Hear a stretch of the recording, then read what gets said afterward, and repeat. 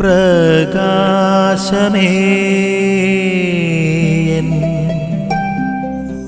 മിഴി തുറക്കുക വേഗം.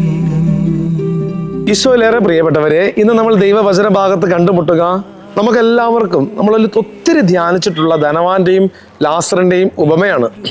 ഈ ധനവാൻ അവൻ ലാസറിനോട് വലിയ അനീതികളൊന്നും കാണിക്കുന്നതായി നമുക്ക് തോന്നത്തില്ല, മറ്റൊരു ഉപദ്രവവും ചെയ്യുന്നില്ല. പക്ഷേ ധനവാന്റെ ചില നിസ്സംഗതയാണ് നമ്മളിവിടെ കണ്ടുമുട്ടുക. ലാസർ സ്വർഗത്തിലേക്കും ധനവാൻ നരകത്തിലേക്കുമാണ്.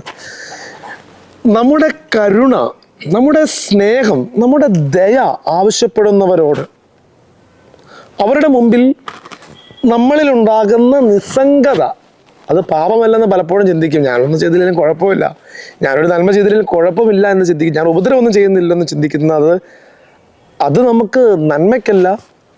അതേസമയം ഈ നിസ്സംഗത മാറ്റി, ഉപദ്രവം ചെയ്യുന്നില്ല എന്ന് പറയുന്നത് ഓക്കെ, അതേസമയം തന്നെ നിസ്സംഗത മാറ്റി നന്മ ചെയ്യുവാനുള്ളൊരു ഓർമ്മപ്പെടുത്തലാണ് വചനം ഇന്ന് നമുക്ക് നൽകുന്നത്.